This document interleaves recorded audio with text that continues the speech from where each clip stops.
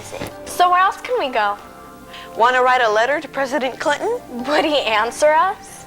I bet he would. She says she bought 3 guns, the 2 shotguns and the rifle. They say she told them she made the purchase because the 2 suspects were not 18. I remember this printing. I remember I saw this when I was a kid. I was like, oh, what the hell's going on? Yeah. When it comes down to hosting media, there's one king. And that's the internet. Starting as a tool for scientists to share information, the internet is home to the biggest video sharing platforms of all time. Platforms like YouTube have given people an opportunity to express themselves by sharing their creations. But like all things on the internet, there's a dark side. Longtime users of the internet know firsthand that the internet can be equally as scary as it is inviting, ranging from general tragedy that just makes people sad to full-blown horrors with no answer to how someone can bring themselves to do what they did. The internet addresses both sides of the spectrum and, in a twisted way, almost welcomes it. With every disturbing piece of the internet, there's always a mystery. They lead into some of the deepest rabbit holes that people have been chipping at for years, and shines a light on some of the most disturbing parts of the internet. And today, that's exactly what we're going to be taking a look at. Welcome to Disturbing Things on the Web.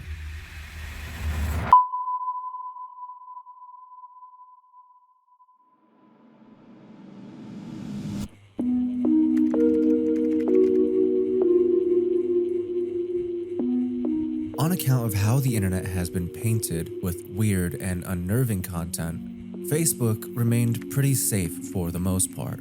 For the longest time, it was rare that something would happen that would leave people concerned. This would be until the website gained more traction and more people started using the Facebook Live section. From hate crimes to full-blown massacres, people did some pretty awful things on Facebook Live, just like any other platform that allows people to stream. When things like this happen, the internet is quick to try and archive and save the media, which coincidingly ends up leading to more traction around the media itself. It's not just there as a piece of the story anymore. It's there as its own piece of media, almost forever. A perfect example is the case of Dutchess Dior, a social media influencer who often made posts relating to mental health and beauty products. While nothing seemed out of the ordinary, no one would have expected the full-blown argument she and her husband got into on Facebook Live. An argument that would later, unfortunately, turn into something darker. Zariah Carr was born in Twin City, Georgia, 1998. Not a lot is made available on her history, but she was a social influencer who went by Dutchess Dior on Facebook. She started posting on this Facebook page around August of 2021, with simple posts about things happening within her life and her friends. Her husband, Shamarcus Carr, or the Frenchman as he went on Facebook, was born in Jessup, Georgia, 1989. He also apparently graduated from a county high school. Not a lot of information is publicly available on Shamarcus either, but his criminal records are still out there. He had charges of aggravated assault, possession of a firearm while trying to commit crimes, and smuggling contraband off parole. Aside from the charges, Shamarcus bred French bulldogs for a living and promoted his business mainly through his Facebook page. While Shamarcus was in prison, he met Zariah while she was working as a correctional officer. The two would then go on to get married when Shamarcus was released, and after the two married, Zariah would leave her correctional officer job to work alongside him, meaning they were running a pretty successful breeding program for French bulldogs. According to her Facebook, she started working at GMK Kennels in 2021, which could be a fair estimate as to when the two got married. Both of these Facebook profiles feel pretty casual and both seem to have pretty much the same content. Photos of themselves, each other, family and friends, and random posts corresponding to their interests. Zariah seemed more interested in beauty, while Shamarcus would post French bulldogs to promote his dog breeding business near constantly. Nothing seems out of the ordinary, and nothing was at the time. But there was another layer to the entire picture that we couldn't see. Something brewing in the background. On June 14th of 2025, Shamarcus posted on Facebook announcing an upcoming stream. Going live in a minute, y'all. It's story time. There's nothing prior to Shamarcus's profile about any other story times, so we can safely assume that this would have been a first. But unfortunately for our story, this would go on to be the last.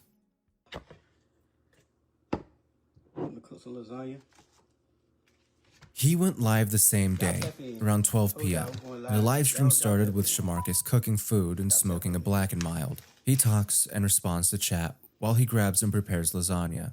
Eventually, the doorbell rings, and Shamarcus answers the door to find Zariah. And immediately, the two start arguing. Look at him. Yo, you hungry, ain't you? No, I ain't hungry. Put that fucking black dot in my house for real. You know my baby can't be around that shit. It ain't lit. Shamarcus would then go on to cook again, ignoring Zariah entirely. There were the ashes right there on my fucking floor. It ain't lit. And starts to explain how the two met. He starts with how he left prison married to the correctional officer. My story is, I came home from prison, and I came home married. No, He goes on to some horrible things regarding their relationship. She been cheating on and off. he tried to Cheating say- on and he off. tried to I've been say I cheating. got I've been my fucking out doing my tattoos thing. He just said I got So- all my tattoos from She get pregnant. The stream would then go and take an unexpected turn before its abrupt ending, as Zariah snatched his phone off the counter and starts to run with it. You can even hear Shamarcus in the background chase her and yell for his phone back. It's nothing too special and something you've probably seen before as a stream, unfortunately. This is just a show of a broken relationship. But this would not be the end. Shamarcus would go live on Facebook the same day around 7:43 p.m., and this stream would not end as innocently as last time.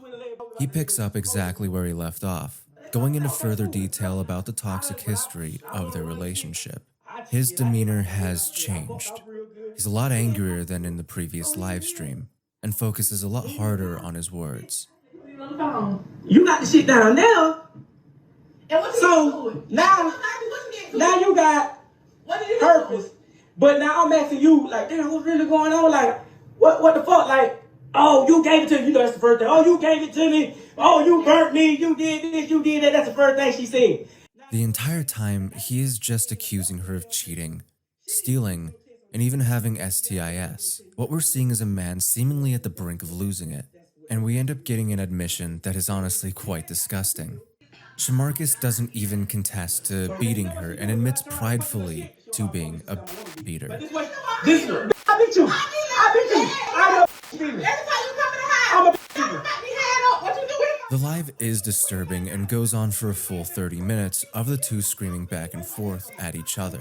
It's around the 20-minute mark that the live heads towards its end, and not a good one. Zariah mentions someone named Odie. Oh, I ain't get to tell you. I ain't get to tell about Odie. Then I swear you'll die. I gotta die about that. You told my And it becomes very clear that Shamarcus's attitude takes a giant shift. Mark done got quiet. Where he at? He right here. He getting mad. He don't like the truth coming out. A disturbance call was set out, and Emmanuel County police were dispatched to the home at 9:30 p.m. When the police arrived, they found Zariah unconscious, in which she would be pronounced dead later that night. What they didn't find at the scene, however, was Shamarcus, or Zariah's car. An hour and 30 minutes later, both were reported found, so Wayne County sheriffs tried to do a traffic stop on the vehicle, but it was already too late. Shamarcus had stolen Zariah's car after killing her, and shot himself in the car not long after officers arrived. About an hour later, Wayne County deputies spotted the vehicle with Shamarcus inside. That is when investigators say Shamarcus himself. He later died at a nearby hospital. The investigation started the day after both were found dead, and after a month and 10 days had passed, the GBI released the press releases, and it was found that Zariah had been shot and killed the night she died. To make it even more chilling, posts from Zariah's Facebook that exact day, during and before the live, exposed the deeper roots into these two's marriage.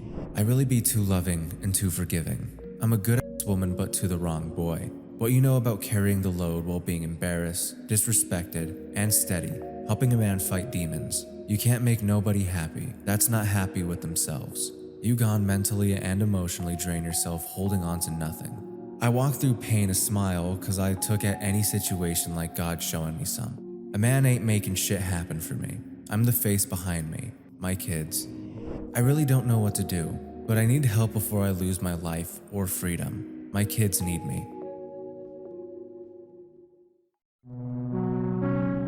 After the investigation, archives of the live stream started going on social media, and the footage started to gain traction.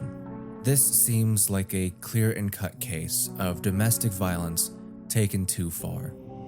People were already shaken up and terrified from what they witnessed on the live, but people were confused about what exactly happened to push everything over the edge. And oddly enough, the case would become even more confusing with the addition of secondhand witnesses. People who knew Zariah and Shamarcus personally started to put out videos and give takes on what happened. From co-workers to friends, even family started to build on the situation. It became a mess. A lot of it was to push certain narratives and try to justify one side to the other. One of the most important being the response from Odie's family. Odie, or Obi, was the one Zariah mentioned before Shamarcus freaked out on her and gave her the phone. Obi didn't come out and start cursing the two for getting him involved. In fact, he didn't have the opportunity to at all. Not a lot of information can be found on who exactly this person is, but he is said to be deceased. According to his cousin, their family is home to some big steppers. We got some serious steppers over here. We got them real gangsters that move in silence, okay? And when Obi died, there was suspicion of foul play, and Shamarcus was one of the primary suspects. He knew this whole motherfucking time that he was a snake-ass dude. He knew if it ever came out that he was involved in that situation with my cousin Obi, that he was gonna have to give his to God.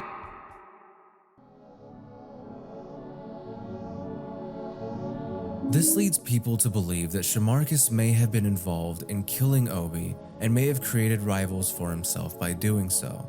Many have also speculated within this case that because Shamarcus was affiliated in some way, he felt like killing her was the only way to keep his secret safe. Regardless, what's clear is that while these two were together, more was destroyed than built. While on the surface everything may have looked fine, even the family members agree that this ended the way it did for a reason. This entire story seems like it was just a disaster waiting to happen, and the only thing that makes it stand out from multiple different domestic abuse to murder cases is that we got the beginning of it, recorded live for us to view. As unfortunate as that is to say, may the families of these two and their children find some peace.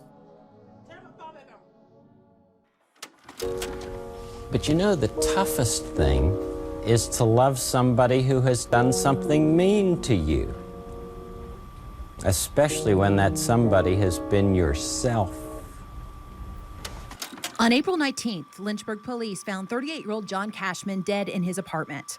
Investigators told his family that he died from a medical condition, but that changed after... Johnny Cashman was born in 1983. Originally from Maine, Johnny lived on his own in Lynchburg, Virginia.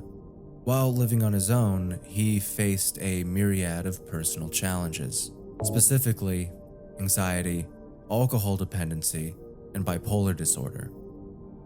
This was certainly concerning for his family, considering all the problems Johnny struggled with and the fact that they still lived in Maine, 800 miles away from Lynchburg. The family would constantly be worried for Johnny's well-being, had Johnny not kept regular contact and maintained close communication with his mom. The communication most definitely gave them peace of mind in knowing that he was okay. That wasn't until one day, unbeknownst to the family, Johnny would stop contacting them altogether.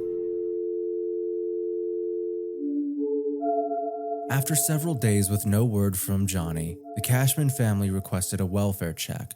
Lynchburg PD arrived at Johnny's home early morning in April 19th of 2022. They banged on his door several times, trying to get Johnny to answer, but nothing. Lynchburg PD was able to just get a key from the landlord and made their way inside. What they found was Johnny Cashman passed away, lying on the floor in his apartment.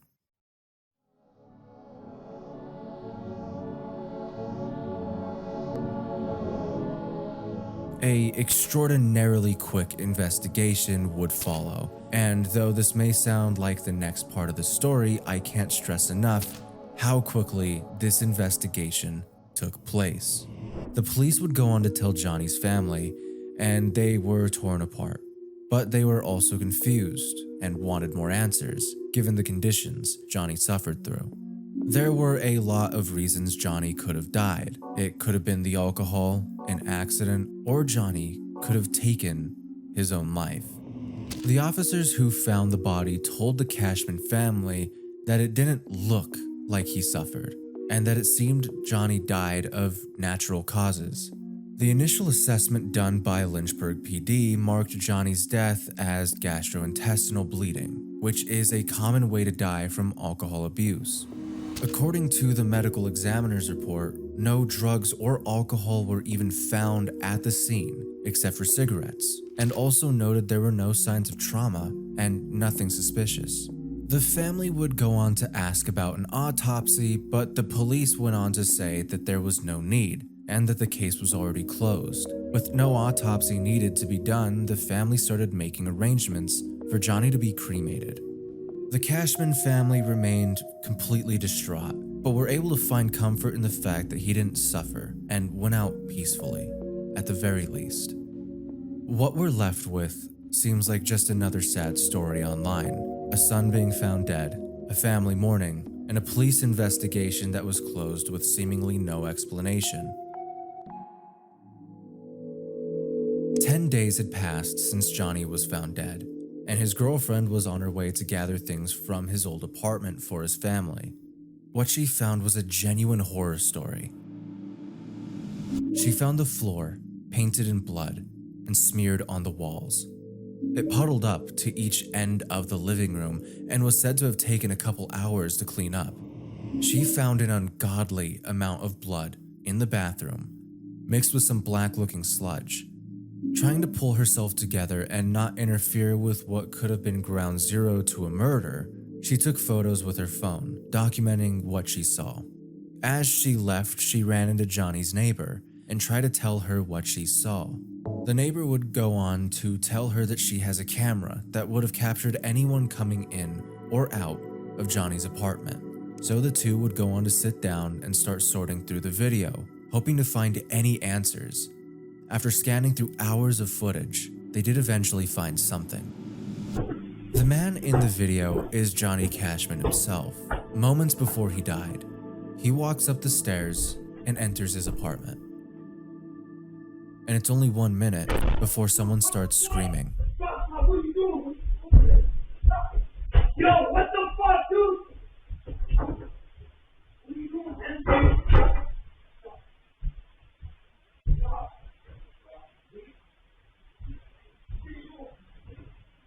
What are you doing, man?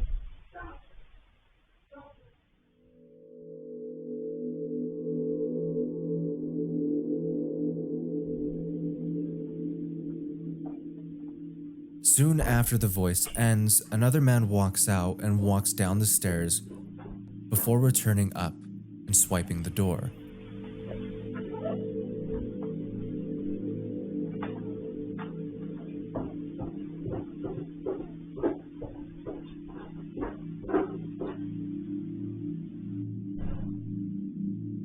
The video ends with what seems to be Johnny's final words.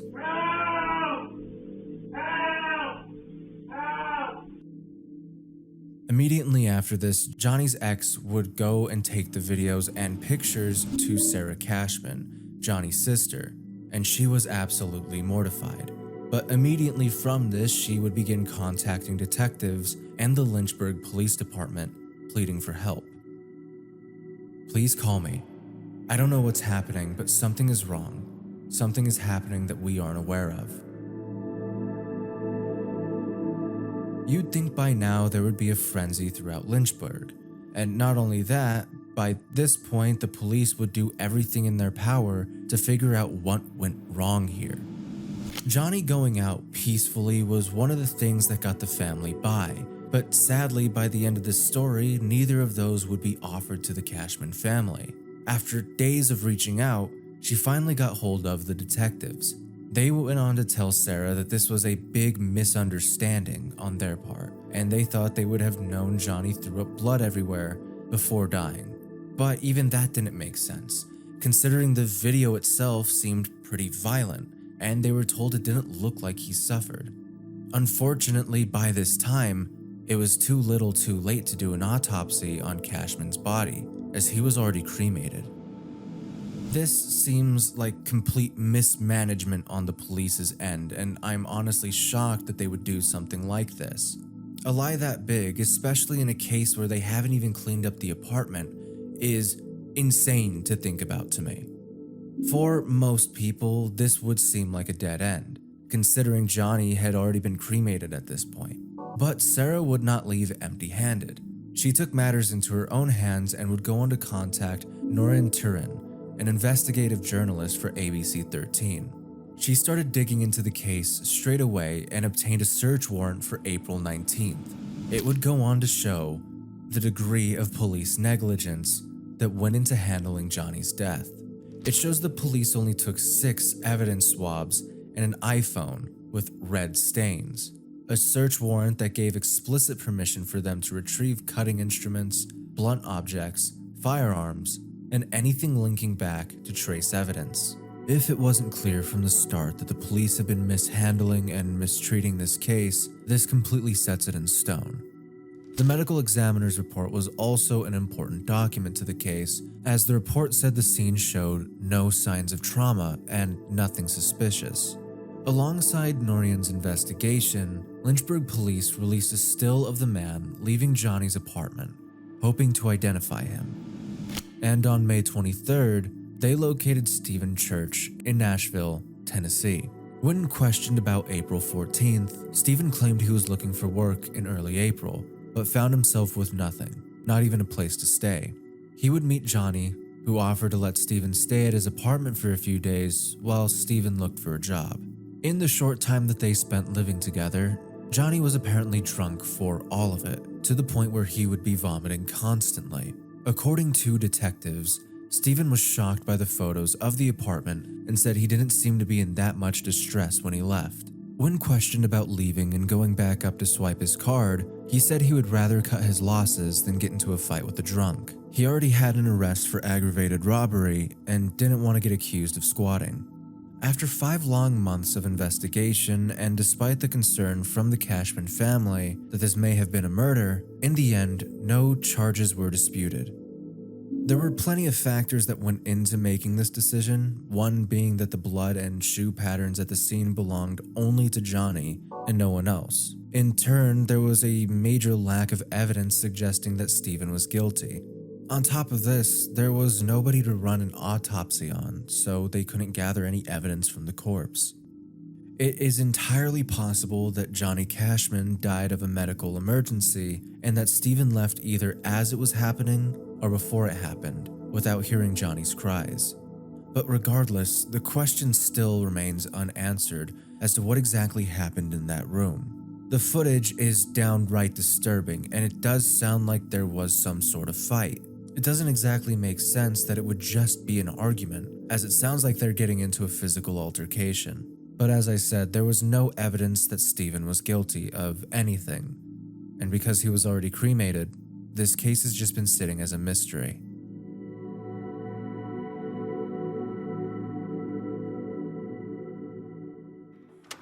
These mysteries will be difficult to solve, but the stakes are high when people's lives are involved. Perhaps you can help. Join me. You may be able to help solve a mystery.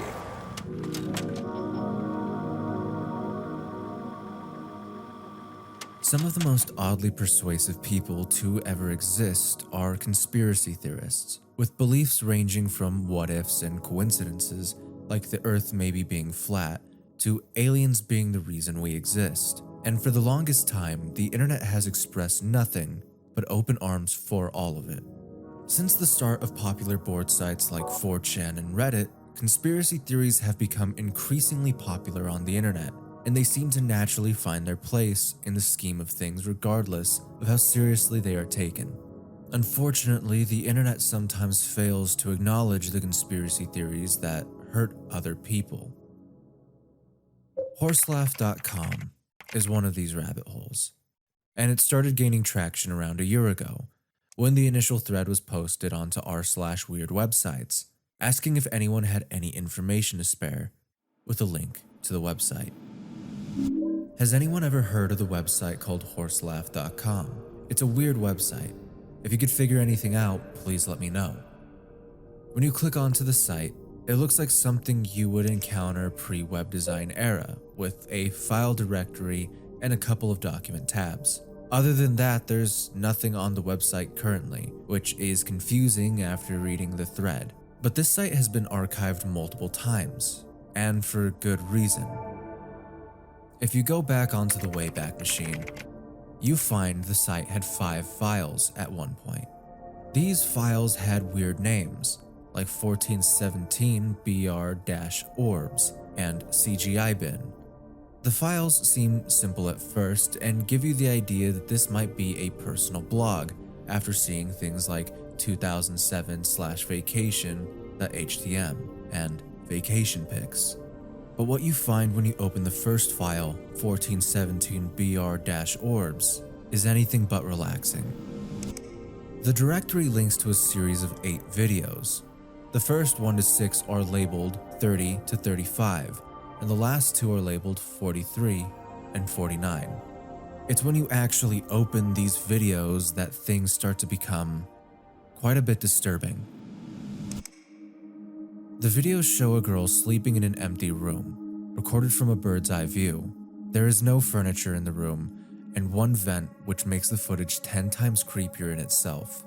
What's even creepier is the man occasionally opening the door to check on her, shortly closing it after. All 8 videos are the exact same. The ASD document is also important when untangling the rat's nest here. It looks like research on the correlation between autism and a bacterium called H. pylori. Obviously, the orbs section freaked people out and caused people to start asking about the site, looking into its register.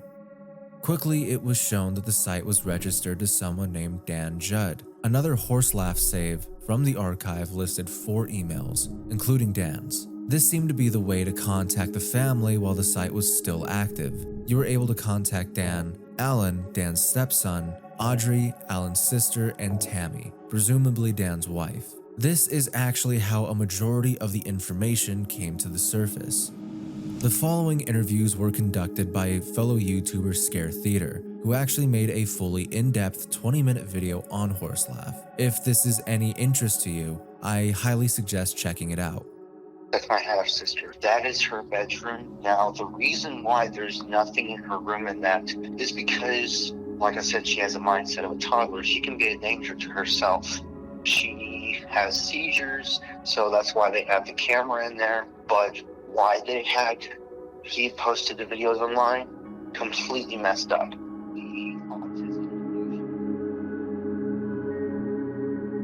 Doing some more digging into Dan Judd's registrar, you find there are multiple domains linked to Dan that were created in the past. 2 of them significantly track as to why Horselaugh may even exist in the first place: OKLDS.com and God Before Us. God Before Us looks like a landing page for a Bible study group, while OKLDS, or Oklahoma Latter-day Saints, was a directory linked with all other websites, including Horselaugh. Dan was supposedly always religious, but his beliefs were confusing to say the least. The obsession with LDS started in 2013, when his family attended church so he could match the interests of a girl he liked. This is when Dan would start becoming a little more active in religious thread boards like MormonDialogue.org.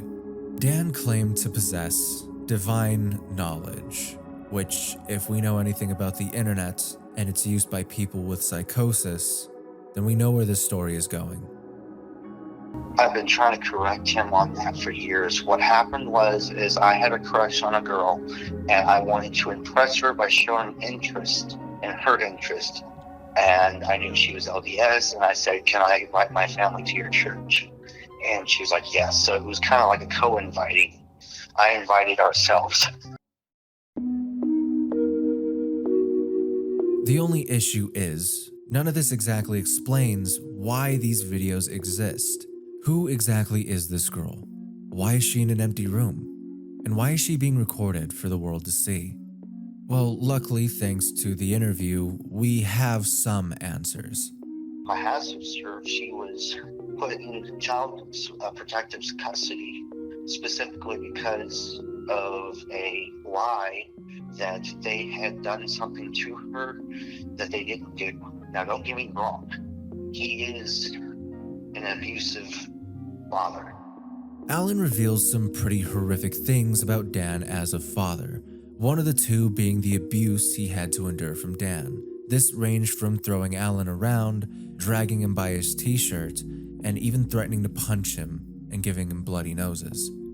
On its own, it paints a pretty bad picture for Dan, but it doesn't get better when we learn that the girl in the video is Alan's sister.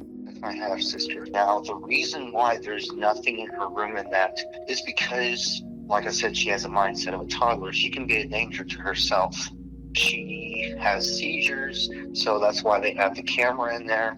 We learned the reason there's nothing in the room is that the girl can be a danger to herself, and the reason the camera is in there is that she has seizures. But this still doesn't exactly explain why the videos are on the internet or on this website for anyone to just stumble upon and look at. Alan himself doesn't seem to have any idea why either. But why he posted the videos online, completely messed up. The autism delusion, he shouldn't have put that online.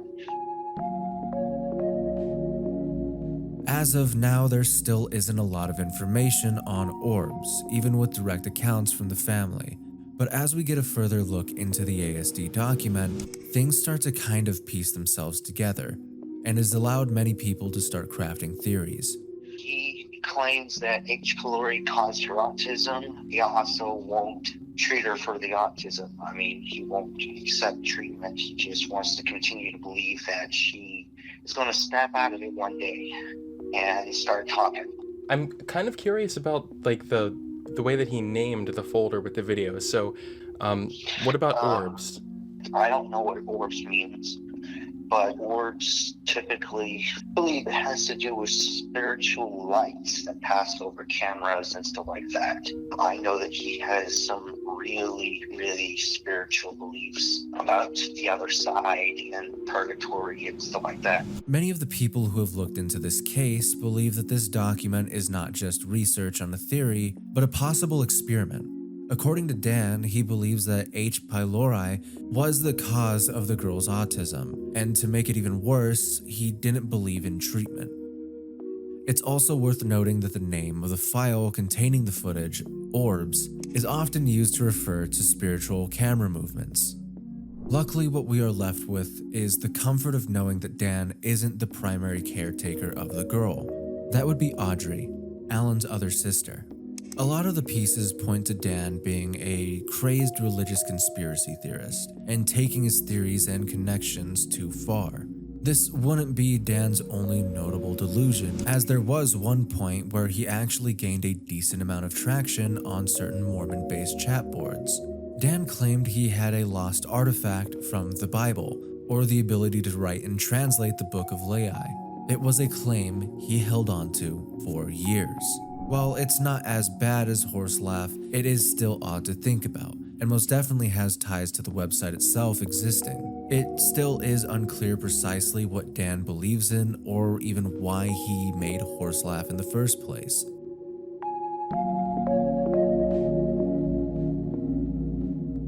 Nothing on Horselaugh remains today, as all the contents were removed when the site started to gain traction, which honestly, in the end, is probably for the best.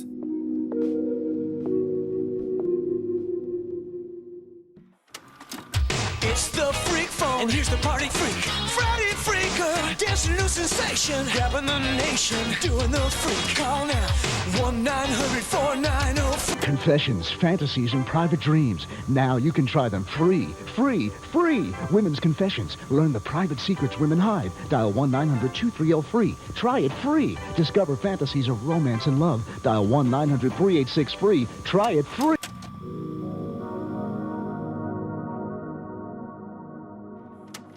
Sex workers occupy their own little corner of the internet. It's not a new part and has only become more fundamental the more the internet grows as a whole. This generally means cam girls and models who post paid sites like OnlyFans and Fan. The internet gives way, unfortunately, to a lot of CSAM material, almost hidden in plain sight among some of the more major platforms like Pornhub and videos. Not to mention the mountain of fetish content that made its way onto the internet's foreground. The most alarming part is that this content doesn't always stay on NSFW sites. A lot of the times it ends up finding its way to the general forefront of the internet.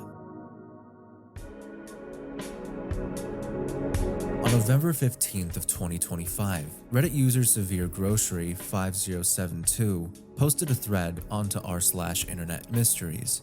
The thread was labeled NSFW and already caught the internet's attention 8 days into it being up. Obscure related YouTube rabbit hole revolving around specific people. Months ago, someone posted on here about a channel named I Want to Die, which had posted consistently the same 2 videos with different filters around late 2017 and early 2018, being the little baby ice cream commercial, some of them having a slowed down voice saying, "Clementine, kill her," and a British PSA about CP. The titles all mention the following Chaturbate model Kinky Little Couple, People Are Dying, plus seemingly insignificant numbers and letters. By doing more research, I found a couple other channels which are likely ran by the same person doing essentially the same thing, except also with other edited clips, mostly from JJ the Jet Plane, with text saying, "I'm watching you," /he's watching you, some old PSA about child abductions, and videos of animals, still spamming the Kinky Little Couple username over and over in the titles and descriptions, sometimes with tags. These are all of them. The first link takes you to the channel mentioned in the thread, I Want to Die. The entire channel is just the same 2 videos over and over again. It was created January 12th of 2018. It has 32 subscribers and 20 videos posted. It is a strange little rabbit hole, but it could honestly be just anything. Maybe someone's trolling.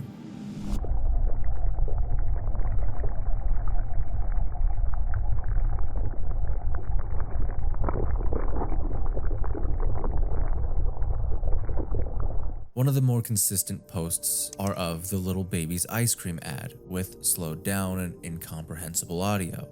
The video is clearly saturated with different color filters and masks. And like in the post said, we find another video of a British PSA regarding child abuse and criminal negligence. I don't get it when people talk about abuse. The children in these images are real, and the experience is very harmful. By accessing them, you contribute to that harm. Each video's tint is adjusted to change the overall color, but both videos are titled the same, labeled Chaturbate model Kinky Little Couple, and end with a set of 2 numbers. The only difference is that the Ice Cream Man videos are labeled People Are Dying, and the PSA is labeled AAA. Going back to the thread and clicking on the Tim Franks channel, it's almost the exact same thing. The more interesting part about this is if you actually go and search Kinky Little Couple up on Google, you find out that this spans far beyond just the YouTube channels. Many posts made on Pinterest and Vimeo accounts showcasing even more questionable content that honestly doesn't make a lot of sense. On top of this, of course, the name is associated to a massive amount of. It really doesn't take long to piece together that this is all ran by the same person, given their signature method of spamming Kinky Little Couple links everywhere. But that's not really the question. The question is, why do these channels exist exactly? What is the motive, if any at all? And who exactly is Kinky Little Couple? Unfortunately, to answer that question, we have to take an unexpected turn into videos. Upon doing some research on the freakier side of the internet, you find the name is linked to an actual Chaturbate model, as the thread suggested. She's very often fully nude in her live streams and wears glasses while she lies on the bed in front of the camera, talking to her chat. As expected with most cam girls, she ends up interacting with her chat quite a bit. That's a year, not my actual age. But there is some questionable things that do happen within some of these live streams. While she interacts with her fans, like most cam girls do, she does end up looking over to the side of the camera, her eyes widening quite a bit as she nods to whatever directions are being given to her. And we meet up with a man behind the camera. He ends up coming onto screen and sits and seemingly reads the chat with her before the clip ends with the stream. While this isn't exactly a breakthrough in context, the video itself doesn't provide a lot of information, but it does add weight to a very crucial point in why these channels and sludge content may exist in the first place. Going back to Reddit, 2 threads can be found on the channels, aside from a multitude of threads asking who the girl in the porn is, the one posted by Grocery and one posted by AdSalt3265. A comment on the later thread, left by OKSurvey86, points us to a feasible explanation. Alright, I have a theory.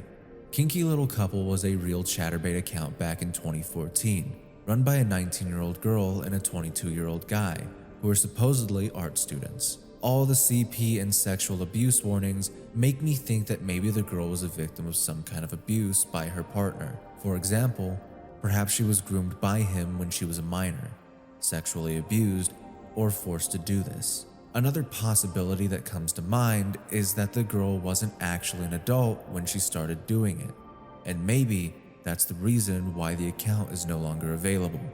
Again, this is just a guess. Still, it doesn't explain the creepy little baby ice cream videos on the I Want to Die channel, but it's the best theory I could come up with. It claims this was a real couple, both being art students, but how exactly would we know that Kinky Little Couple is actually behind the channels? Another theory thrown around by a couple Redditors was that this is just a channel ran by someone who is mentally ill, and they're either obsessed over the couple or trying to attack them. The later is much more complicated and stems from some of the content from WordPress, except there's another far more cryptic explanation some people had pointed to that links to the British PSAS. Doing an actual in-depth search on the couple and their careers as Chaturbate models, you don't find much beyond people asking who she is, mainly referencing a photo of her with pink hair and glasses. There are only a few videos of previous live streams posted, and most don't provide much context. Ironically enough, what gives us context is the absence of content. A lot of videos featuring Kinky Little Couple are labeled Clementine, supposedly the girl's name, and a lot of the content is deleted or unavailable. This leads people to conclude that this Chaturbate model may have started her career as a minor, or that she was being forced to make these videos. This does align with OKSurvey86's theory, but there's still not much to go off of here. One thread on Naughty Post mentions her, in which the user compares her to Cassidy from Malcolm in the Middle, and goes into the sexual fantasy they have regarding her. While the post alone seems a little disturbing, the comment attached to it is far more interesting. She was forced into doing webcam stuff. She was raped, abused, and was locked in her apartment for days. She later killed herself, but hey, I'm glad her tiny penis feels good. The claim is hefty and lacks the evidence to back it, but it aligns with some common theories about this odd sector of the internet. It's also worth noting that the post attributes her as Anna and not Clementine. No one knows exactly to what degree the content on the YouTube channel aligns with this couple, if it does at all. The content's consistency, even with the girl's relevance, is another unnerving factor in the entire thing. A lot of people also think that making conspiracies about the channels could just be a waste of time, which, to be fair, sure, I guess. But there is obviously something here. Why make these channels? Why make 4 of them? Why post this everywhere you can? And why is there so many references to CSAM material in this? There's not a lot of information on the Kinky Little Couple rabbit hole, but if I do find anything or there is more interest in this topic, I am willing to make a full-fledged video on this. If YouTube is okay with me talking about something this NSFW. But that is all we have for at least this rabbit hole, until later down the line when someone else finds something out. Whether or not you find these sorts of videos repulsive, there's a reason people consume them. Some people enjoy seeing how adjacent the theories based on events and actual cases are, and some people just find them interesting. But you're here for a reason, and it's because you probably find these videos as interesting as I do. And hopefully, you enjoyed your journey through some of the most disturbing rabbit holes I could find on the web, at least this time around. Anyways, if you enjoyed the video, please like, please subscribe, and leave me a comment down below and tell me